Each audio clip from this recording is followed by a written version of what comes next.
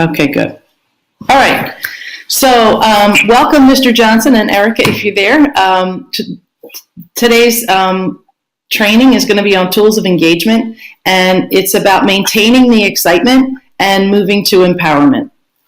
So this webinar is created for the Berkeley County School District teachers in Barbara Hayward's school.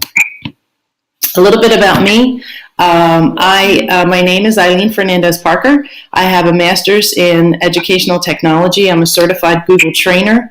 I have 29 years experience in public education, as low as grade 4 and as high as grade 12, and I've also taught graduate school. I have 10 years as a technology instructional coach. The last 4 years were spent specifically coaching teachers with one-to-one devices in a pretty large school district. Right now I work with Google for Education, building online curriculum. I'm a part of the writing team for that. And my specialty is training and coaching with technology using a cohort model to build capacity. So the cohorts that we used ran for 3 years. So teachers had consistency with a coach, and they also agreed to after-school PD, so we were able to give them information to help them build their pedagogy, and then the coaches were job embedded, so we met them in the classroom and planned with them and then helped them execute activities and then debriefed. So that's about me. I recently left the public school system and started my own business, Cultivating the Learning, because the coaching positions were being eliminated, and I felt like what we were doing was super valuable. So if you are on Twitter or on Facebook, you can follow me. My personal, like my coach Twitter handle is EFP Tech, and then my business is Cultivate Learn. So a lot of the stuff overlaps, so if you want information, I would just follow one or the other. Okay, so what I'm going to be talking about today is E3, or the 3 E's, and this is something that I coined, so you probably won't see it anywhere. But what I noticed over the last 4 years is that device adoption comes in 3 stages. The first is excitement. All the kids are super excited to have a device. You take them out, everybody's excited, they do what they're told, and then it wears off. So we're moving to the engagement section, where we realize now that the kids really don't want to do the same thing that they've always done with paper and pencil, and we call that the substitution level. The students that we saw who were in classes where teachers were doing the same thing they've always done on computers, it was just in a mobile lab, the excitement wore off very quickly, and then we ended up having behavior problems and kids downloading VPNs and going onto YouTube and watching things they shouldn't be watching, and so that's where the pain sets in. And so we're going to be moving toward engagement, which is what we're going to be talking about today. And then there is a stage past engagement, and that is empowerment. And with the empowerment, this is where we get students really being invested in their learning through passion projects, through Shark Tank, authentic learning, through project-based learning, through like Genius Hours and 20% time. So the students are invested in the topics they've chosen or the angle that they want to pursue. So right now we're going to be moving from excitement to engagement. So this is called the Golden Circle. You might have seen it. It's Simon Sinek's idea. And basically what he says is that people don't buy what you're doing because of what it does or how it does it. They buy into it because of the why. So why do we have technology in the classroom? That's what I'm going to be talking about a lot today. Okay, so here we've got some young kids. You can see that they are engaged, right? They're doing what they're supposed to be doing. This could be, the first week that these were brought out, and kids are all excited because they've never had a laptop or a Chromebook or an iPad or whatever device you've got. And so we do see, though, that it wears off quickly. So this model here is called SAMR. And And SAMR it was created by Ruben Puentedura, and it starts at the bottom, and substitution is the bottom level. And that is completely appropriate for anybody who is new to using devices in the classroom, because the first stage is figuring out, how can I do what I've always done on this device so that I can get comfortable with it? And then the second stage is augmentation, where you say, okay, so doing what I've always done is just as easy on paper and pencil, so why am I taking the devices out? So then we move to augmentation, which is that it simplifies the process somewhat. You still might be writing an essay, but they might be able to email it to you, or they might be able to turn it in via Google Classroom. So we don't have the print, we're skipping the printing out phase and the writing on the paper. The augmentation also might be, if you're grading a paper online, you can just comment there electronically. It could be the same with making a map for social studies class. Instead of having to pull out colored pencils, we have digital colored pencils, so they can do it all right on the screen and then hand it in electronically. So the bottom two, if you look on the right, are just for enhancement. It's just kind of maybe a little bit of a bell and whistle that adds to the activity. If you look over at the left, the analogy picture that I have there is crawling, walking, running, and flying. So the substitution with a digital device is like crawling. And for sure, we all want to get past that. The augmentation is walking. So, now I'm getting a little bit more steady. I'm getting a little bit better with the technology. It flows better. Everybody's comfortable. The modification and redefinition, though, is where we need to get to. And that's where we're running and then flying. So with modification, the technology is going to lend itself to a task redesign. And let me give you an example. Socratic seminars are popular in high school classrooms because they get the kids thinking and talking and having to debate a little bit about a topic that really doesn't have a final answer. So in one of the classrooms in which I coached, we did a Socratic seminar, and the classes tends to be too large to let everyone talk more than once or twice. So what we were able to do is set up a fishbowl situation, and the inner circle didn't have devices. They were live with the teacher. The outer circle had devices, and the teacher set up her Socratic seminar questions in the spreadsheet. She opened the spreadsheet up so that everybody could edit it, and then she shared it with the kids through Google Classroom. The kids claimed a row, and then they were able to type their answers in on the spreadsheet for each question that was being presented. Now, it wasn't set up so that the student just answered the question. There were sentence starters, so the kids knew that they had to agree with somebody, they had to restate what the other person had said, or they could restate what someone said and disagree with that person, and they were in the text finding proof for what they, to back up what they wanted to say. So what I have to tell you about this situation was, it was seniors, and it was 2 weeks before Christmas in a block schedule. So that means it was basically 2 weeks before graduation. If you've ever taught seniors, you know that all they care about at that point is, am I going to walk? It's all they wanted to know. In this class, on this day, the seniors were so engaged.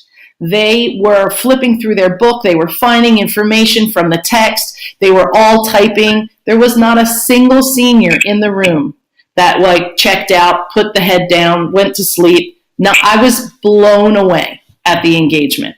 And it was because of how the activity was set up, and because we had the technology so that we could redesign the task. So that's where we're getting into modification.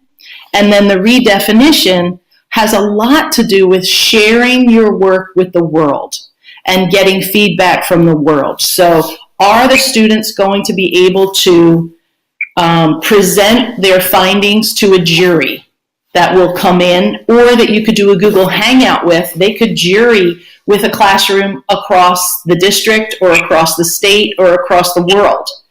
But they're going to be able to get feedback from somebody that is not their teacher, because sadly, the kids really don't mind if they embarrass themselves in front of us.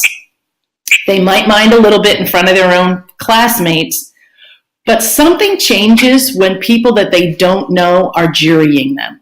So that's where the redefinition comes in, or asking them to blog their findings in a blogger that is not locked down, that's open for the world, or create a Google site that is live for the world, where they have, put all of their findings in, and they might have a presentation that they use Screencastify for to actually present their findings using audio and video. So those are the stages of SAMR.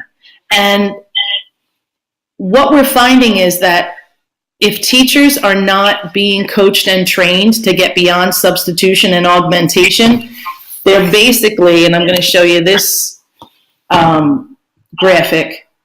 This is by Kathy Schrock. If they don't get up to modification and redefinition, they're basically sitting at the bottom level of Bloom's. So remembering and understanding is where we're stuck with all the testing that we have to do. It's mostly remembering, understanding, and some applying, like especially in math and science. Can you do, equations? Yes, I'm going to prove to you I can do equations. When we get up to modification and redefinition, though, we're up at the analyze, evaluate, and create portions of Bloom. So having this information is important when we are doing our lesson plans, because we need to be asking ourselves, where am I sitting on these two charts? And then how can I move up? How can I get to the next stage? Okay. Does anybody have any questions so far? Barbara, how's the room look? Any questions? None for me. Okay. Okay. All right. I'm going to move on then. Okay. So this cone of learning is something that we've all heard parts of. And I just wanted to share the full version with you. In the top right-hand corner, it says after 2 weeks, we tend to remember. And that's the key part, because if I remember it after 2 weeks, I'm probably going to remember it for the final exam and later in life. So 10% of what we read, we remember after 2 weeks. And that's minimal. 20% of what we hear. So when the teacher is lecturing, this is where we are. So we need to remember that kids are only going to remember 20% of what we say. And making diagrams is going to help, because it's going to kick it up to 30 and 50%, because they're seeing it and hearing it. Now, here's where the power comes. And if you look here on the right, it says passive for up to 50%. Because who's doing most of the work? The teacher, right? The bottom half is active. And it says that after 2 weeks, we tend to remember 70% of what we say, meaning the student. So over here on the left, in the pyramid or the cone, it says participating in a discussion and giving a talk. So we have to get the kids talking to get them to remember 70% of what they say.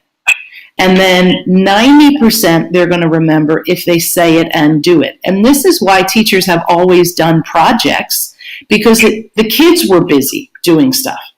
And so this is the active portion of the cone of learning. So basically what it means is that we need to stop talking and we need to let them do the talking.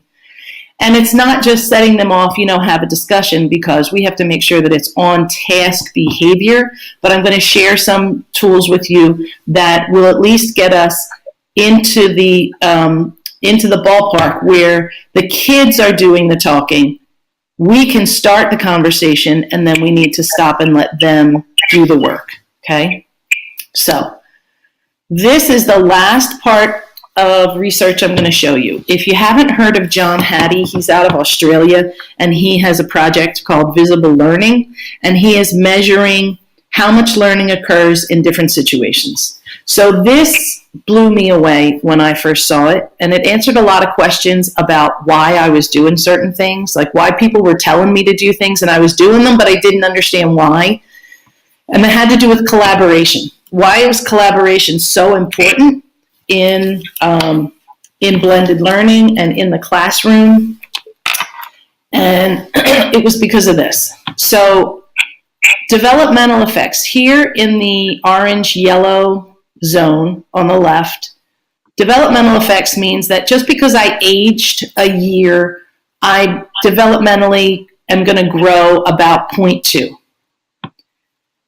If I'm in a regular classroom where the teacher is lecturing and we might do some I do, we do, you do, and mastery learning type lesson plans, the kids are going to grow up to 0.4, but they're not exceeding 0.4 in a traditional classroom.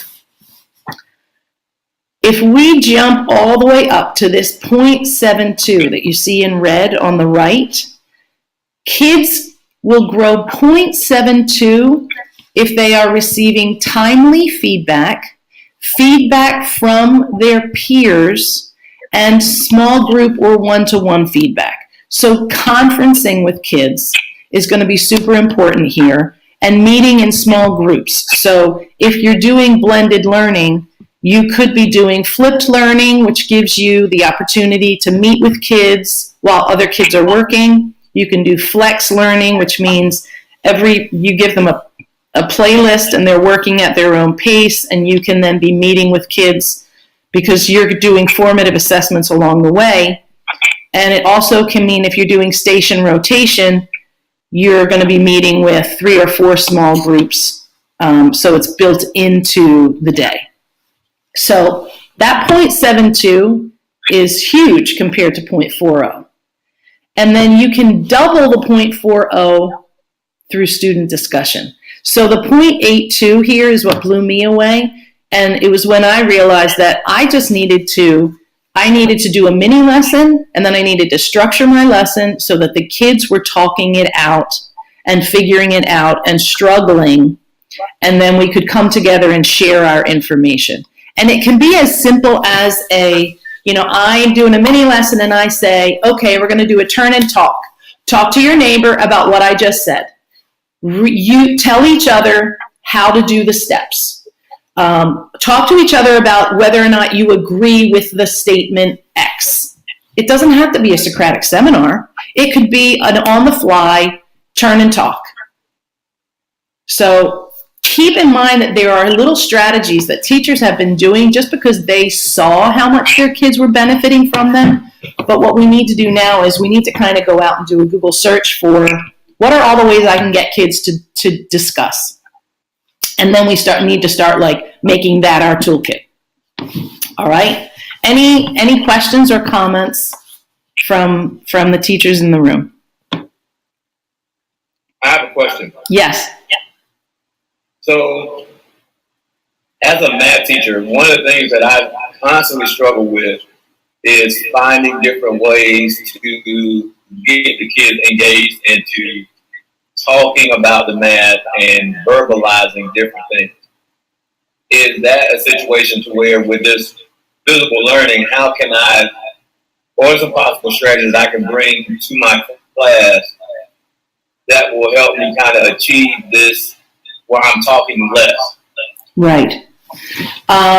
So 2 of the tools I'm going to show you today one encourages written explanation or discussion, and the other one encourages verbal. So the 2 things that I've seen in math, and correct me if I'm wrong, are that there are multiple ways that you can find an answer to a problem, and you don't always have to just do it one way. Correct. Mm-hmm. And then the other is just foundationally, do you understand at least one way to solve this problem?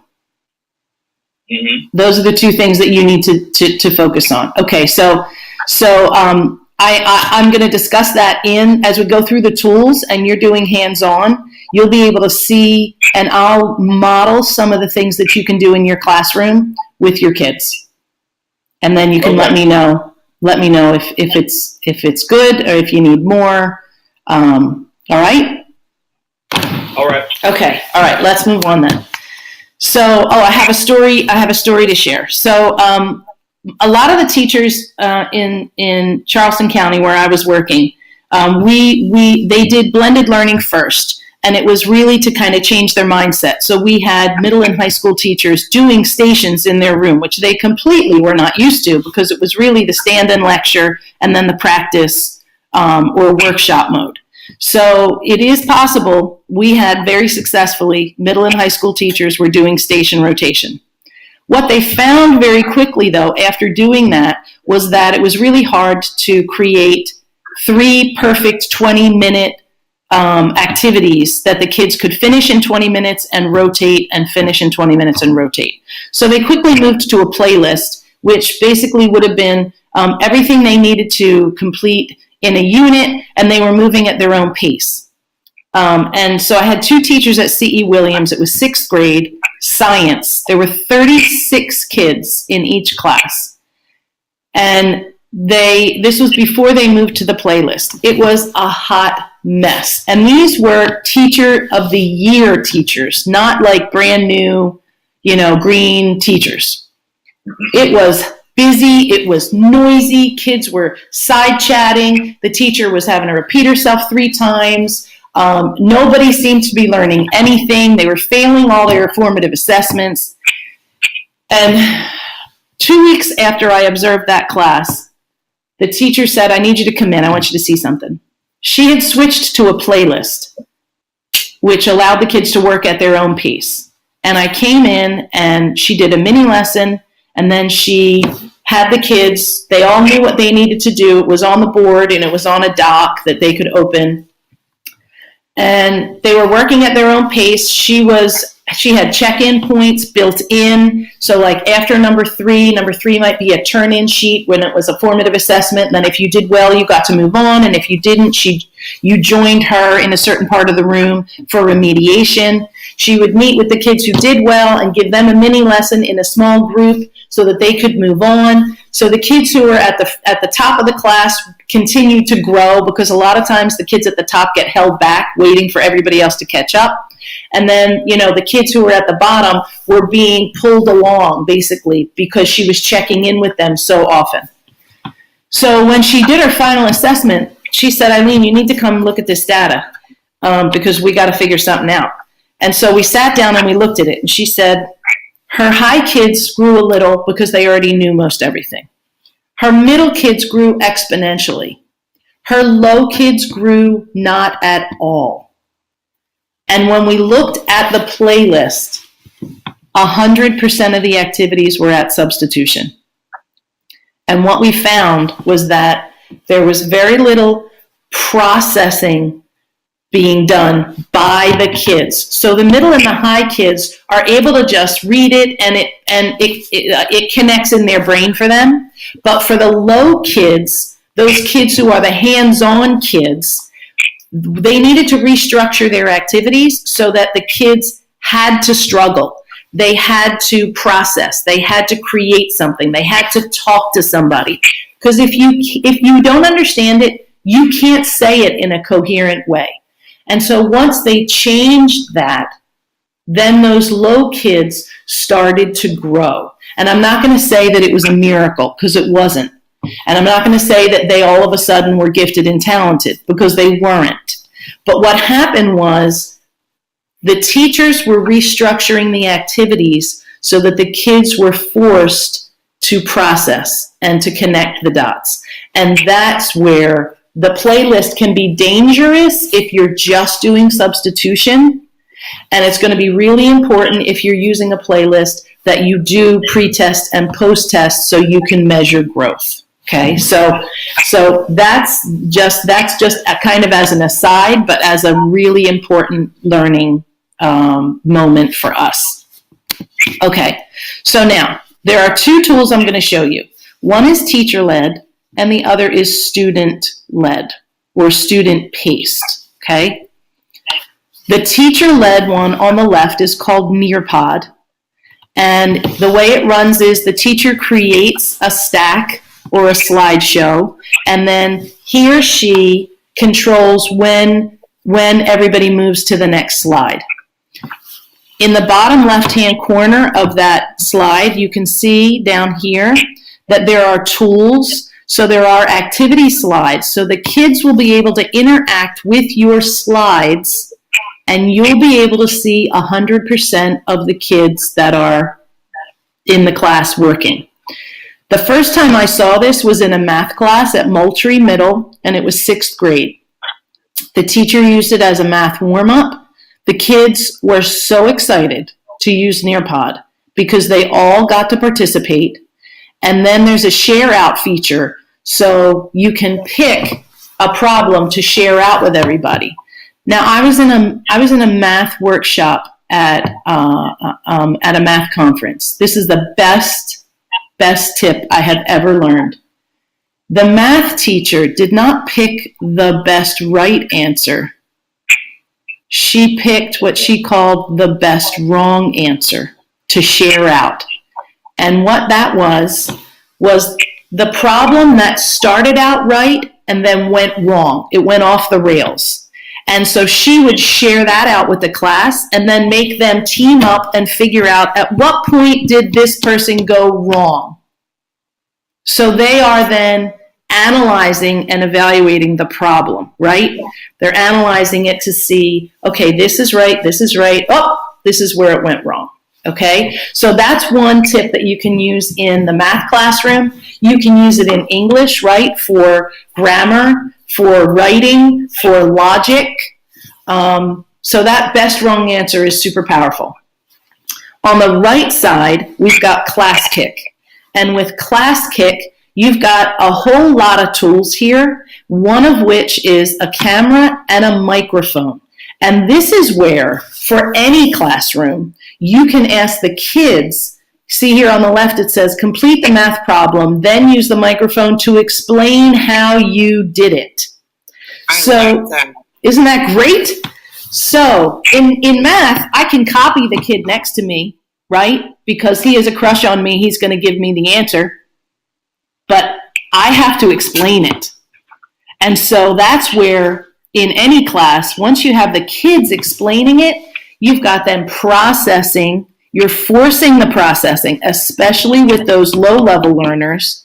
And then you've got them talking, they're practicing, they're explaining. That one button, I think, is worth $1 million. And ClassKick is free, and Nearpod is free. I only show free stuff. Okay, so let's... Question? See where, yes. What's the question? I was just trying to say that I could see how that could also be useful in an English class with writing and structuring essays. Yes. I could see them do peer editing and then explaining why they are suggesting a change or an edit. Yes. Yes. And with ClassKick also, there's a hand. It might not be showing up in this screenshot, but a student can hit a hand and ask for help, and other students in the class can be approved to answer other people's questions so that the students can be helping one another, but it's done digitally and anonymously. So the student that is helping doesn't know who asked for help, but the student who asked for help knows who is giving the help. And the teacher can also do that as well. And the help can also be given verbally. It doesn't always have to be in writing. And it's really very powerful, the ClassKick. Okay, now, so. Can that separated, can you group the kids in small groups and have several ClassKicks going at the same time? I believe you can based on rosters. You just have to tell them which one that they're logging into. Yep. All right, so let's move forward so that you can see them. All right, so what I need you to do now is I need you to go to nearpod.com. We're going to use this one first. Whoops. And then right here in the top center, is where there should be an enter code space. Does it look like my screen to you? One moment. Okay. He's getting logged in. Okay. One moment. Getting logged in. So the students don't need to officially log in. They just enter a code to join the class, which is what you're going to do today. As a teacher, you would have to sign up for free. Be very careful. Do not sign up for premium because it's like crack. Once you've had it, you're going to want it. So turn them down on the premium because the free stuff is vibrant enough. Because they want $10 a month. So $120 a year is too much for me. Sorry. All right, let me know when you're logged in.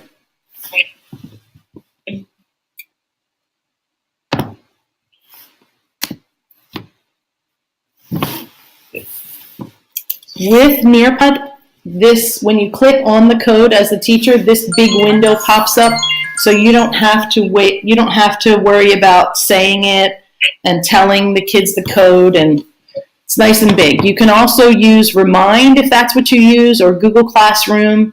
You can email it to them, however you want to do it. You can also, in the spirit of working smarter, not harder, if you create one, you can share that out with other teachers so that then they can use the one, they can copy it, and then they can modify it. So it really lends itself to collaborating within your department and across schools, because in some schools, there's only one teacher that teaches each thing because they're so small. So they really need that, connection to other schools. All right, are we logged in? I think I'm in. Okay, and all right, so what I'm going to do now is switch to Nearpod here. There's our code. I'm going to move backward. I was in this last night. Okay, so I only have one person. Barbara, are you joining us? I'm recording. Did Erica ever come in? Yes, she's in and out. Okay. So every time you hear the door opening, that's her. Okay, all right. So, can you see my screen now? Where it says student list. Hold on, wait. I see it on the screen. Yes. On the smartboard, yeah. Okay, so this is the teacher view. Okay, so over here, I'm going to join as a student so that you'll be able to see the difference between student and teacher. Okay.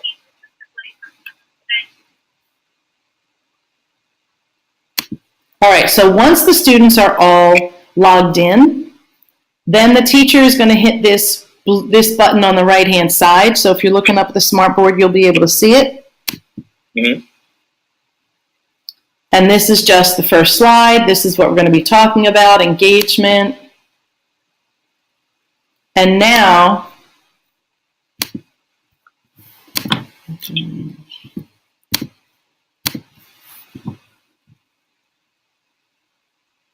so the student screen should see the large triangle. The teacher screen, notice, sees all of the, I'm awaiting to see what's coming, okay? So at the top it says, be as honest as possible, circle the level of blooms where your students spend the majority of their time. The tools are down in the bottom left-hand corner. When you click on the pencil, you get to pick whatever color you want, which the kids love, so pick whatever color you prefer, and then circle the answer.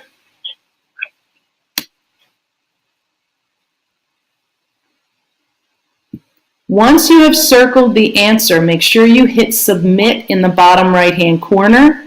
If you don't, and the teacher changes the slide.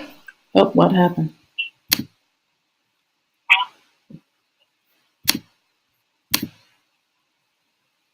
everything will be lost if the student doesn't submit before oh, it just switched. Darn it. We might have to log in again with this second code. For some reason it kicked me out, probably because I set it up last night, hoping that it didn't carry over. So let me just see. Yeah. All right. So did your screens default to what this screen looks like? No, actually, I submitted it. It said that my drawing was submitted. Okay. So I'm just kind of waiting. All right. Go up and refresh your screen, because I think we got kicked out because I set it up last night. I should have redone it today fresh.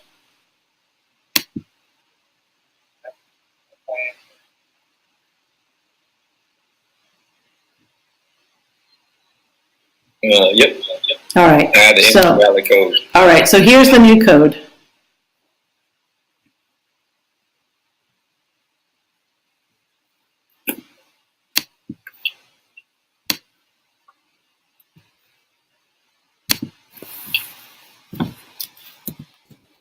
And you can let the kids know that it doesn't matter if it's uppercase or lowercase. They can just type it in. Oh, okay.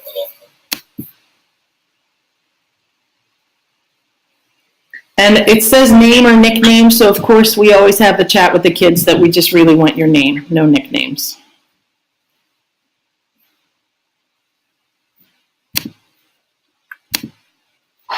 All right.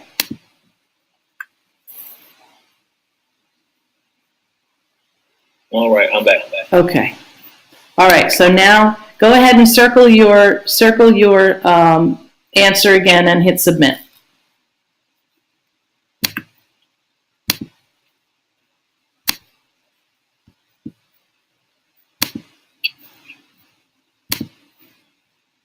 And over here on the teacher slide, you'll see that after they're submitted, they're going to come in. Now there's a bit of a lag time, maybe because we're doing distance.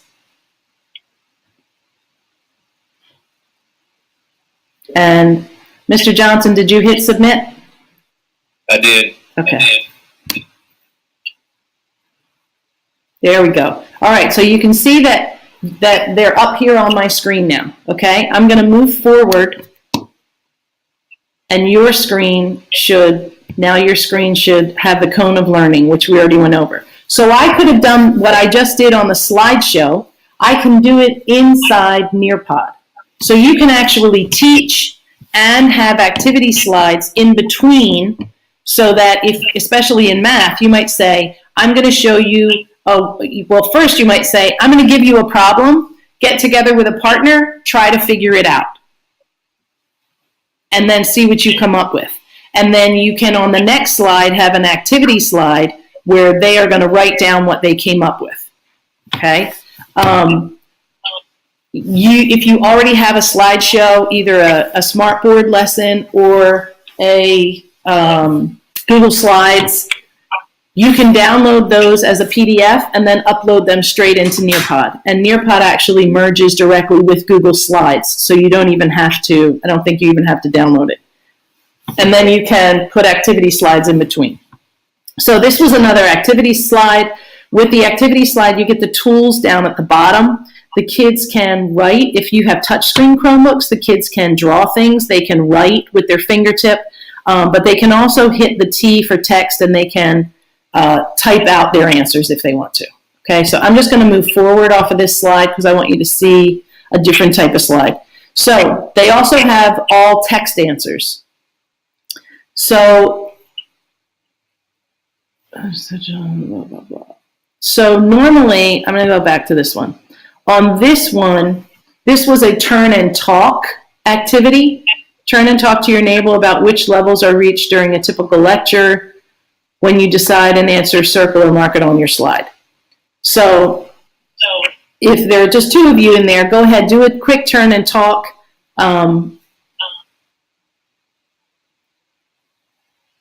And talk, just decide which level you think is you usually hit in a lecture, in a typical lecture lesson.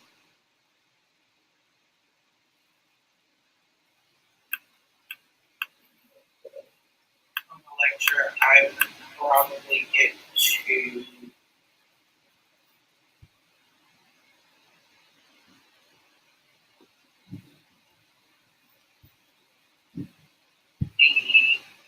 see and hear.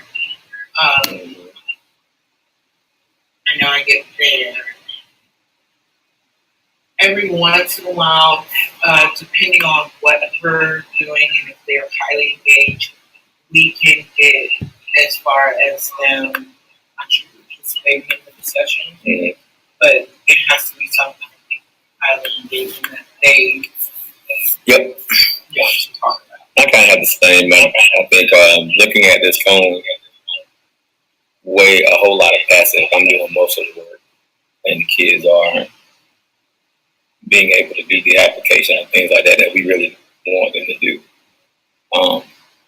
Because so much time is taken, skills and steps and things like that. And, in the traditional way, instead of kind of flipping it, let them figure out some things on their own. All right, good. So I'm going to move to the next slide, and I want you now to answer this question. And this is just a straight text question.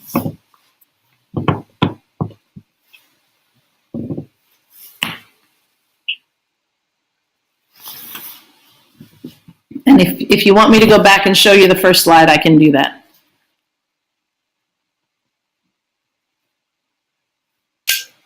The first slide was the Bloom's taxonomy triangle, right? I'm just going to go right back to it so you can see it.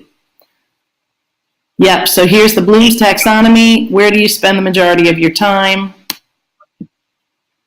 And then this was the turn and talk with the cone of learning.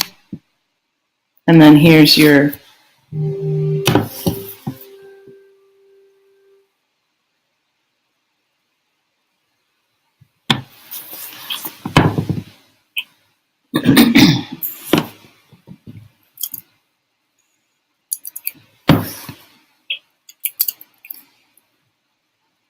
Now, you can see, this is my teacher slide. If you wanted to show this up, they just added this hide student names so that now once the answers are put up there, we can have a discussion about those answers. And the kids can be talking to one another.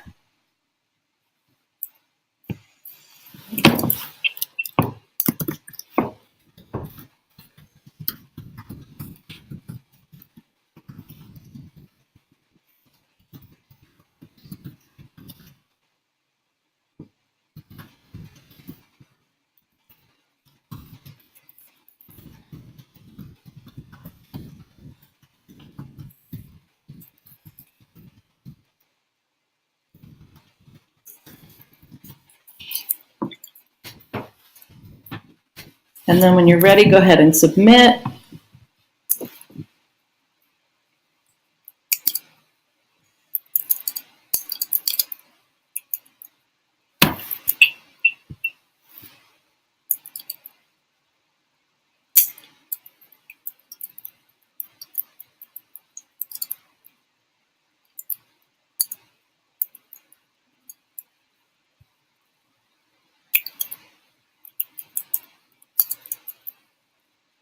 Eileen, I have a question. Yep.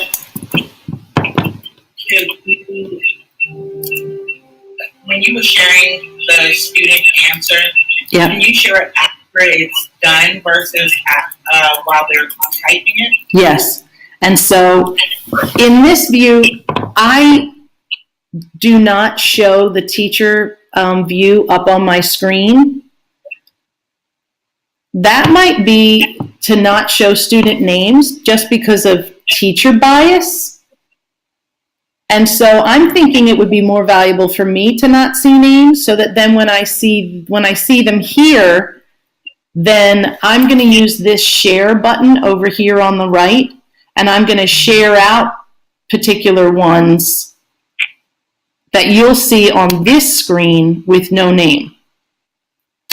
So, Mr. Johnson, go ahead and submit, finished or not. That way your work won't be lost because I want to share, I want to show the share feature. Oh, wait. Sorry.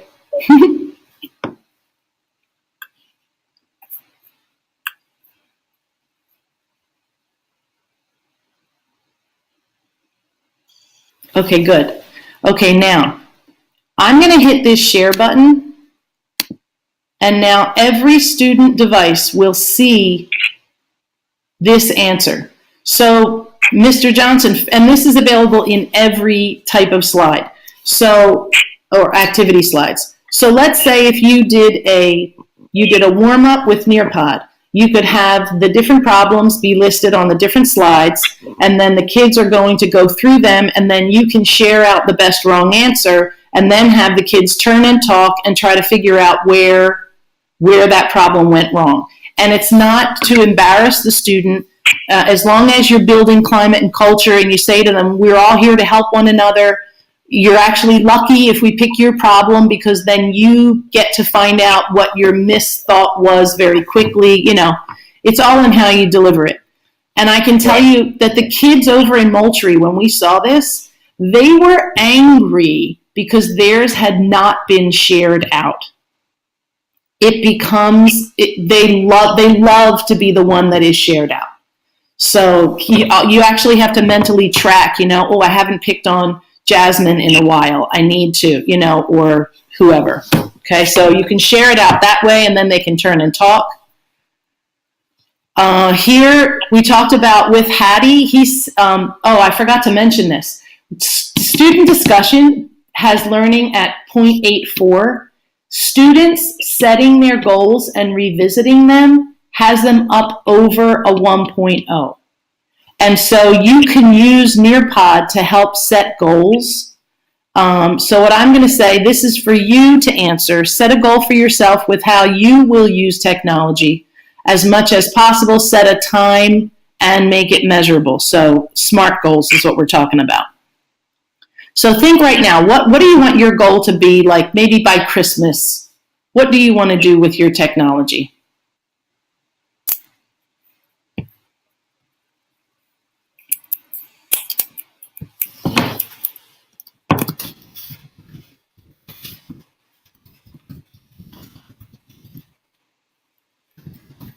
Is it okay if I just tell you my goal? Yes.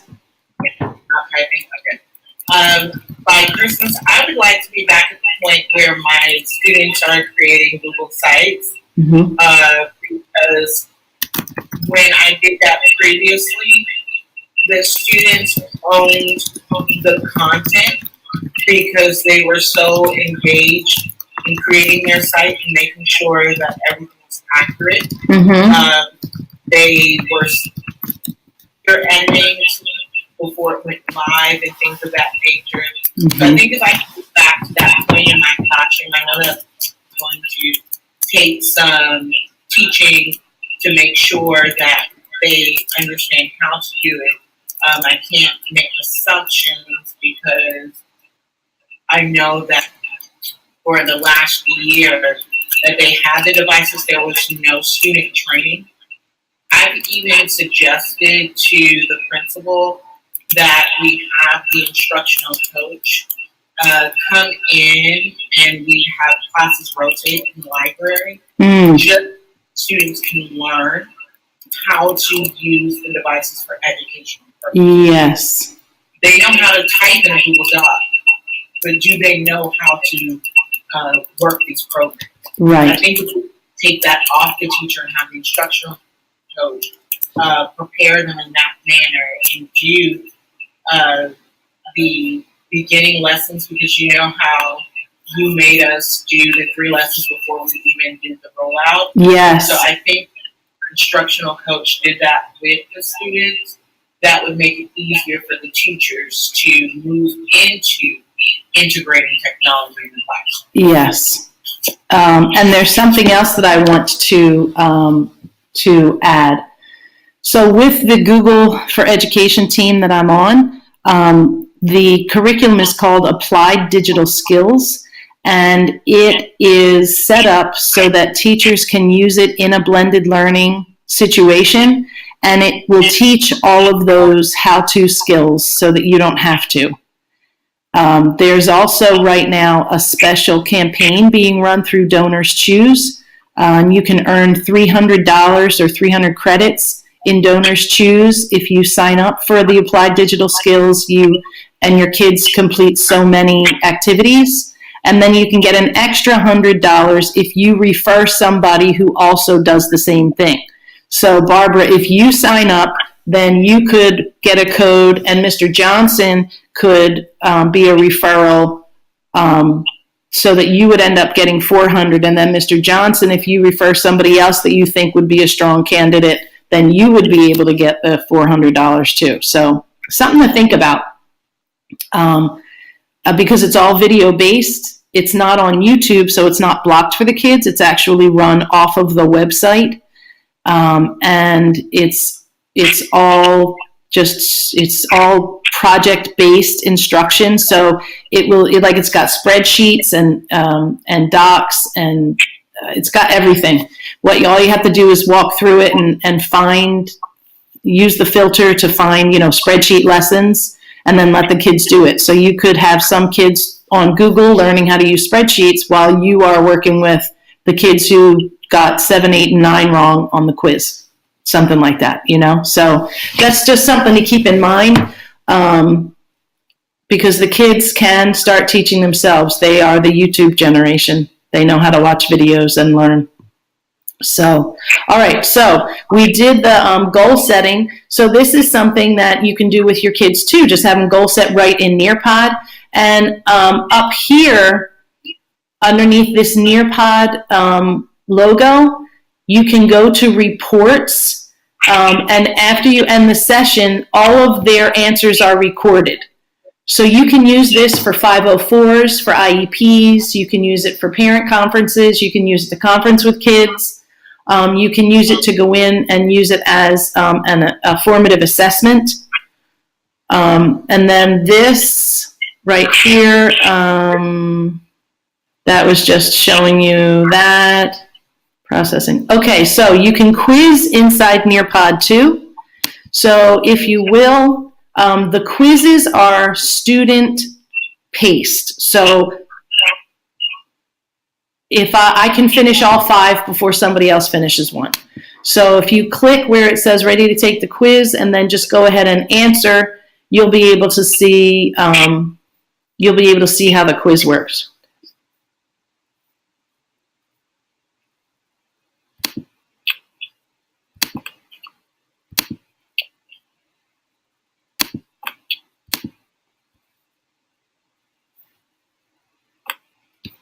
I think I'm going to fail.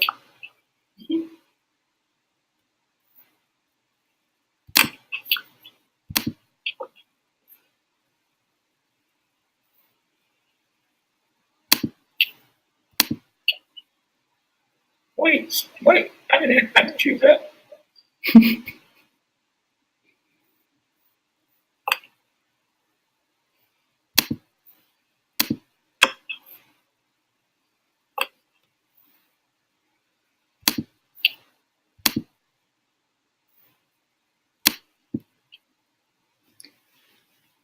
So they can review, they can go back, they can, and then when they're ready, they submit. So they don't have to, some kids are trigger happy. They're going to submit way too early, but they'll learn. All right, so on the teacher scale, we can see very quickly how we did, and then I can hit the share button and everybody can see how we did. And then it says my answers. So now I can click to see I have instant feedback.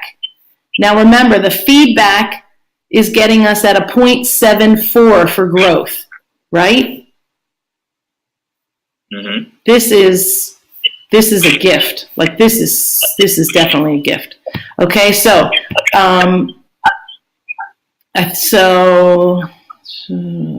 okay, so this is just for me for this webinar. If you have time, if you could write a review for me, and when you write a review, this is what makes a good review. If you can say, what problem did you have? How did this service or product help solve it? And then how did that make you feel? And then add any constructive feedback for improvement. So, and I can share this with Barbara. But if you would do that for me, that would be helpful. I have 2 different locations where you can do it. I have a Facebook page, and these are linked here. So on Nearpod, you can link websites, and so when the kids click on it, it'll take them to the website. So if you click on that, it will take you to the website, but when I move forward, it's going to close your tab. So that's something that you have to know. And then the other is, one is my Google page and the other is Facebook. So I'll share those with Barbara. And then I'm going to skip this. You can just share questions with Barbara because I want to, I know we're already past time, but I want to show you ClassKick. Do you have time to stay, Mr. Johnson, or do you have to run to class? I have to run and get ready. Okay. So then with ClassKick, what I can do is maybe just show Barbara the highlights, and then maybe she'll be able to share it with you. But it's very self-explanatory. It's easy to set up, but the kids do have the opportunity to speak on this one. And with Nearpod, the slides are limited in size. So if they have to do a long problem, they're going to run out of room. With ClassKick, the slides are indefinite, so they just can keep scrolling if they need to. You can't share out on ClassKick, though. You can share out on Nearpod. So you could use both tools all the time for different things. So try not to get into the mindset that one tool has to be, you only use one tool because it does everything, because no one tool does everything. And so just use them as they fit your needs. All right. So, question, do you have any questions you want to give me before you leave? No, this has been very helpful. Okay, good. All right, I'm glad. So if you have feedback, please send it to Barbara to share with me. If you have time, if you could give me a review, I would appreciate it, because that just helps me out. And if you like this and you're okay with recommending me as a trainer to come to your school, I'd be more than happy to train your trainer, or train your faculty or your department or whatever your needs are. All right. All right. Thank you very much. Thank you for your time. You're welcome. Eileen. Yes, ma'am. Okay, so I stopped the video I was taking. The first video was very good. I switched over and started recording the other screen, so it's a little, oh, you were recording the whole time? I was. I have a premium Screencastify, so I wanted to see how it would work. So I'm going to pause. Should I pause it now, or should we just chat? Why don't we chat? You can pause it. Okay. Yeah. All right, let me pause it then. I could have been engaged. Okay, now what I want to do is share ClassKick with you. What we are going to be doing is using this code for the class. And with Nearpod, you have to give a fresh code every time you use a Nearpod. But with ClassKick, it's completely different. You set up the class, you connect it to a roster, and then that roster is the code that you share out. So basically, if a student is on a roster and that slideshow has been shared with that roster, that student can work on that slide deck at any point in time, because they will have it saved in their account. So what I'm going to do is I'm going to switch over. I'm going to close out my Nearpod, and I am at classkick.com. I'm just going to stretch this out a little bit. Over here we have login. So with Nearpod, students don't have to log in, but with ClassKick they do have to log in because the information is saved in their account. So I'm going to log in from the right-hand corner. And now I'm going to put the class code in. This space right here is to be ignored. It's not really a space.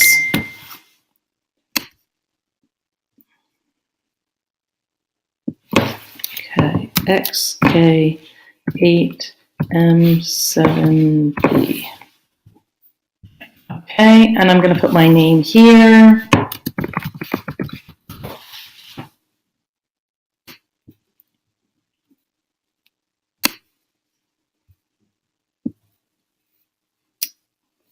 All right, now, I'm logged in as a student over here on the right-hand side.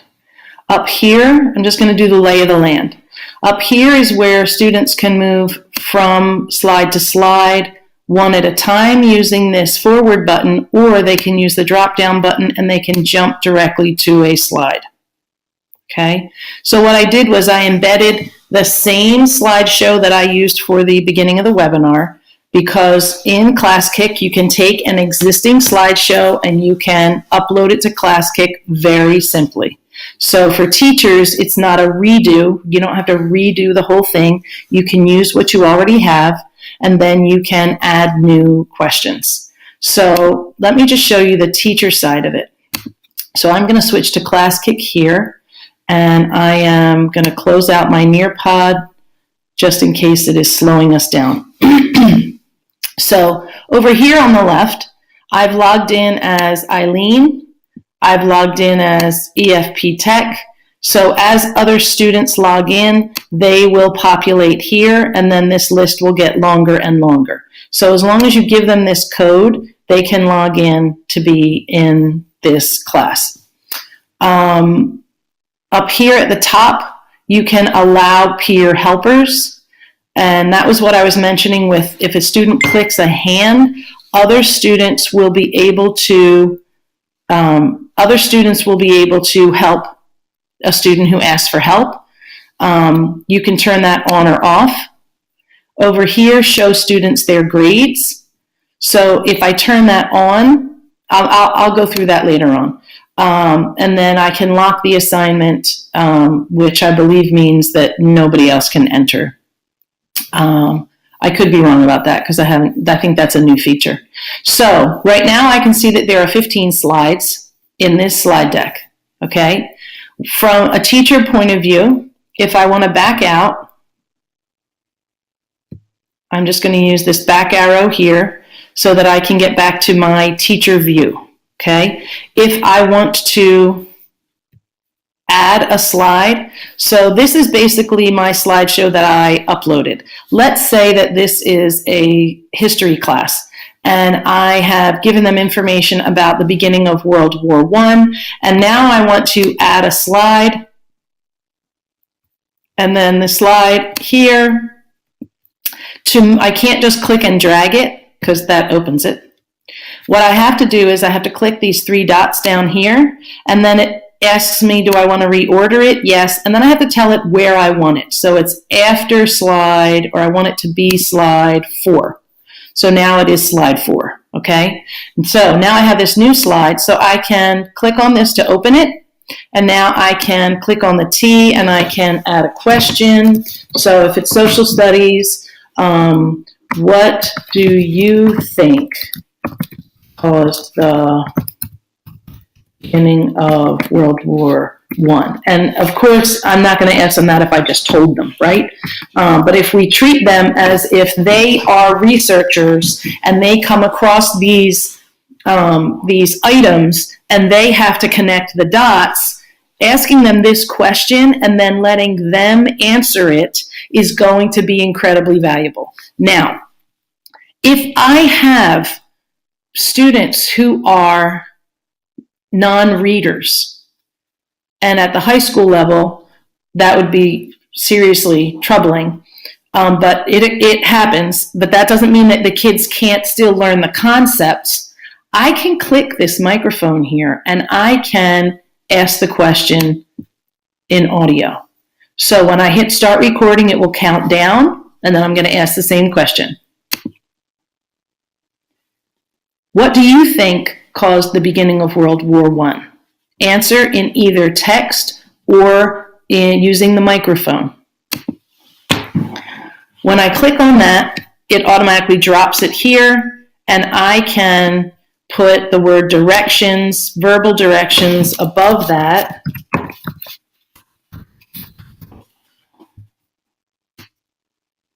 So that the kids know that they don't have to listen to it, or they can.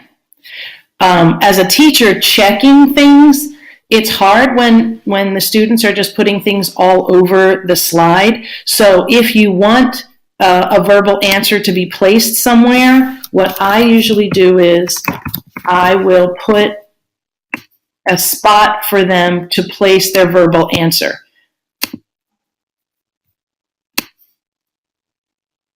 Now, no, what I just clicked is actually an answer box, and over here you can see that you can add an acceptable answer. I'm going to delete that because that's not really what I wanted. What I needed to do was to just create a box. Now, ClassKick is not very vibrant when it comes to shapes and boxes, so what you end up having to do is draw it with single lines. Okay, so I'm just going to do it really fast, or you know what, even better yet, I can probably just put this line here, and then the kids will know. I can copy and paste this, and that's probably good enough. So the kids will know that if they put an answer, they need to put it right here, a verbal answer. Okay, now, if I have touchscreen Chromebooks, this is great for math as well, because I can even, I can tell the kids to create a problem. Now remember, I'm asking them to create instead of my creating and their consuming.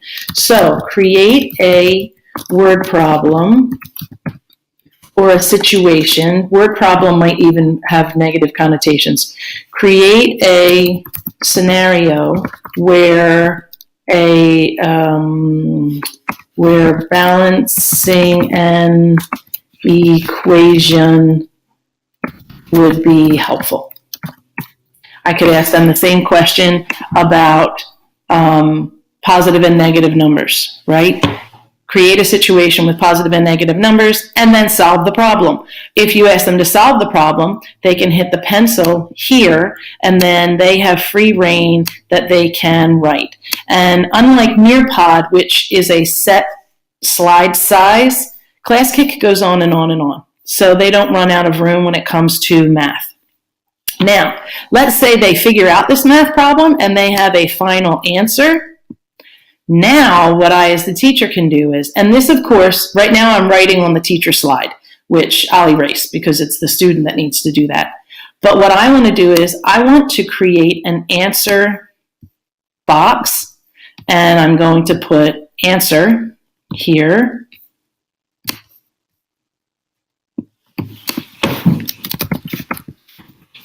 Okay.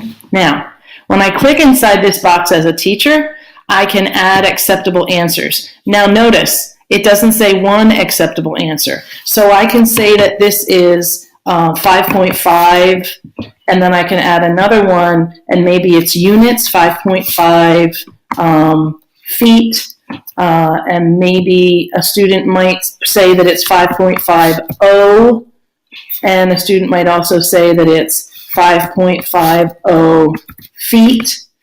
So what you're doing is, I mean, you could go crazy doing this, but, you know, if you do 4 answers that you think are the most common, you know, they're still correct, these answers. They're just different forms of the same answer, okay? And then down here, I can set the points. Maybe this is a 10-point question, and it shows up here as 10 points, okay? I want to see what just happened on my student. It says, your teacher updated the assignment. Would you like to refresh? Yes, I would. Definitely want to refresh. Okay, so I'm going to erase this so that it's no longer on the student thing. Now, I'm going to have to refresh again. All changes are automatically saved, so we're good to go. And now on the student side, this was slide 4. So I'm going to jump to slide 4. What do you think caused the beginning of World War I? I can hit the T and I can write out my text answer here. I think the fact that someone shot someone else is what started it. Okay, here are my verbal directions. What do you think caused the beginning of World War I? Answer in either text or in using the microphone. Okay, now, as a student, I can hit the microphone. I have to allow my microphone, so you have to coach your kids that, and I can start recording. I think the fact that someone shot someone else is what started it. Stop and save, and then the student should drag the verbal answer here. Write a scenario where balancing an equation would be helpful. I can write the answer. This is where I can draw it out. So I'm just going to fake it and just put words here. And I don't have a touch screen, so I'm sorry. And then here are my calculations. And then down here, I'm going to click inside this. I guess I'm going to hit maybe the the cursor. And I remember the answer that I said was 5.50. And I'm going to hit enter. Whoops. Okay, now, I just put an answer in. Over here, I'm going to back out of this.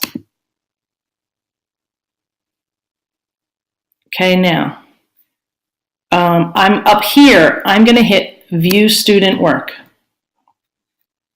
So now I can see everybody who logged into this. And right here, you can see, and let me see, can I zoom in? So right here, you can see that my answer was 5.50 and I got 10 points, okay? Now, over here, what I want to show you is, this one is very clearly, whoopsies. This one, let me back out of that, is very clearly showing in red that I had the wrong answer and I got 0 points. So it shows the teacher the answers. So if you're doing blended learning and if you're using this as formative assessment, you can very quickly pull those kids and go through it with them. You can also say to them, I think you need to recheck slide 1 and just leave it to them. Or pair up with somebody and look at slide 1. Now up here, remember it says show student their grades. If I turn that on and I go back to my student slide, right away as a student, now I can see that I got 10 out of 10 points. I got it right. Okay? So you can do instant feedback. And remember, when we talk about Hattie's, the feedback, the very quick, timely feedback, either in a small group from peers or from teacher, that brings us up to 0.72, I believe, or 0.74.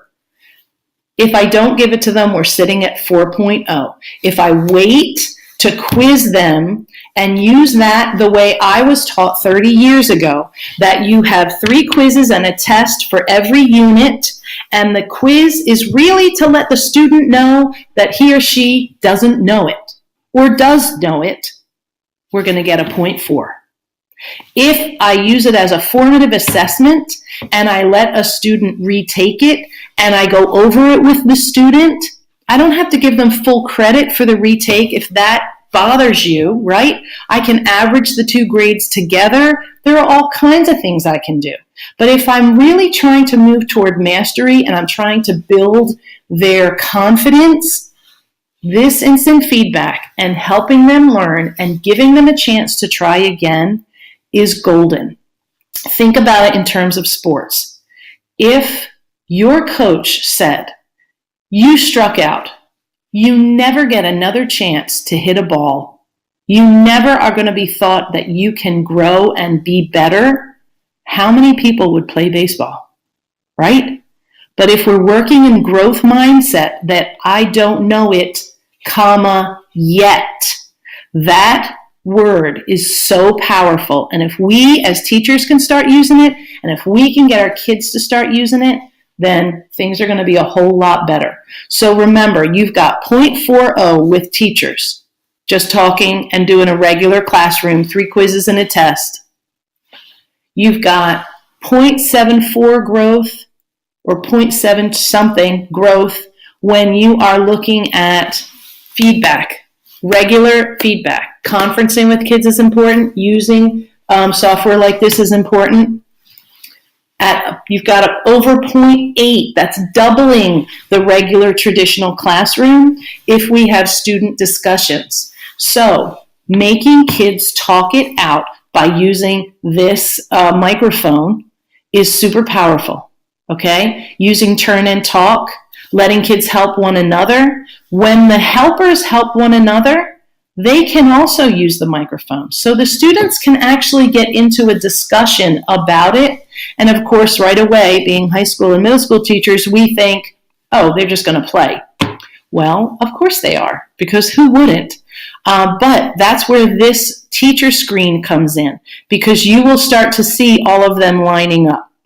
I believe you can also see who is helping whom, and you have the capacity to give a person the ability to help others or not help others. So if you know that somebody is just kind of a wiseacre, you might not want to give that person the rights. Okay. So let's see if there's anything else in ClassKick I wanted to show you. If I move forward in here now, if I am using a slideshow for instruction, then really what I'm going to need to do is I'm going to need to record I have to record my presentation.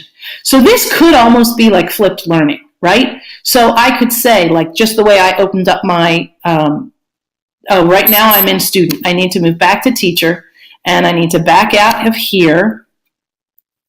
And then if I can go here and I can say, this will be like my audio edition. Start recording. Hi, my name is Eileen Fernandez Parker. Some background about me is that I have a master's in EdTech. I am a certified Google trainer. I have 29 years in public education. I have 10 years under my belt as a technology instructional coach, the last 4 of which were spent in a large district that I was working with teachers who had one-to-one technology in the classroom. That was our focus. Right now, I also work with Google for Education. I am on the writers team for the Applied Digital Skills curriculum, and I also specialize in training and coaching teachers, specifically using a cohort model so that teachers are with us for multiple years, and that's how we build to scale. So if I wanted to use this as an instructional model, I could record what I want the kids to listen to. They would watch it on that screen, and then I can back out of here and I can move this blank slide to the next page. And then here, I can just ask the kids to please tell me the 3 most important things you heard on the previous slide. Okay, so now what we have is we've got, now you're making the kids process the information that you gave on the previous slide. Okay, so there also is, there's a feature here. This is ClassKick Pro, so I'm not going to go into that. I try to avoid paid anything because the free versions are so vibrant. You've also got links here that you can add, so you can send kids to watch a YouTube video if it is unlocked, or if you have videos that you created in your Google Drive, you can share the Google Drive link there. This becomes an issue for your district to figure out how much you want the kids to have, how much freedom So that pretty much is ClassKick in a nutshell. They have excellent videos on their website. And one thing I want to share with you as well is that all of these resources become very overwhelming very quickly. So there's another resource that I want to share with you, and it is called Otis. It is otis.com. I'm going to go to it here. Let me zoom in. Otis.com. Otis.com is free for teachers, students, and families, and it is an LMS system for competency-based learning. So it really sets you up to be able to put everything about one student in one place. If you want to tie your data in, that becomes a school purchase for admin because it has to go through, they have to do technical things. So they can't be doing that for free. But what I have seen is that this is incredibly powerful. It also has a built-in blog. Talk about getting kids processing. The blog is going to be very powerful. So back to ClassKick. How different subject areas can use this. So for geography, kids can be manipulating maps. You can be doing cause and effect. You can be asking them questions and getting answers. You can, I'm not sure I don't think you'll be able to have kids actually collaborating in the slide deck, but you might be able to have them sit together and just log in on one computer, and then they could work together. So when they log in, it would be, Allie and Jack or whatever. For science, all of your calculations could be done here. You could set up all the steps of a lab here. You could have kids hypothesize here and go through the steps of the scientific method. You can share information with them here.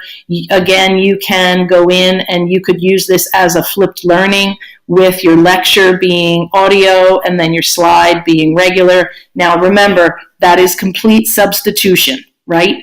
But what you do get is that kids can go back and review information from home as well. You can also add a slide for note-taking, or you see how I have all this space down here? Kids can actually take notes here. So what you can do is if you want them processing, you can ask them to either handwrite their notes, right? They can handwrite their notes. They can retell it, because if they are auditory, they might just want to talk back what they learned, and that's fine. They can type it, or they can draw it. So this ClassKick is my new favorite app for sure. I used it very, very in-depth with my world language teachers as well, because the students do not have enough time to talk to practice using the language, and this became a hear me say it, now you say it. So we were working on accents, we were working on inflection, we were working on saying complete sentences, translating. We had French on one side, and then the kids had to translate it into English. We had English on one side, and the kids had to translate it into Spanish. I mean, it was just phenomenal, the things that we were doing just with this one piece of free software. So definitely sign up for your ClassKick, sign up for Nearpod. Whatever you do, do not click the premium feature, because it is like crack and you're going to want it full time. Okay. And Nearpod is expensive. It's like $10 a month, and you have to pay for the whole year, I think. If your school loves it and the school wants to pay, it's a lot cheaper to buy a whole school account than it is individual teachers. All right. So if you have any questions, I'm going to go back to my slideshow. If you have any questions, what I want you to do, please, is, it was inside Nearpod. What I want you to do, please, is you can post them. You can send them to Barbara. She can forward them to me. If you'd like additional training, I am available. My company is cultivatingthelearning.com. And if you could leave me a review it's inside the Nearpod. I'll forward the links to Barbara. I have a Facebook review, and I also have a Google business page. The Google business page might be more valuable to me, so if you're willing to do Google, that would be great. I'm also on LinkedIn. If you'd like to link with me on LinkedIn, I'm under Eileen Fernandez Parker. And if you would like to follow me, which Twitter has become really powerful for education. So if you just do not follow anybody in politics or in Hollywood, you'd be good.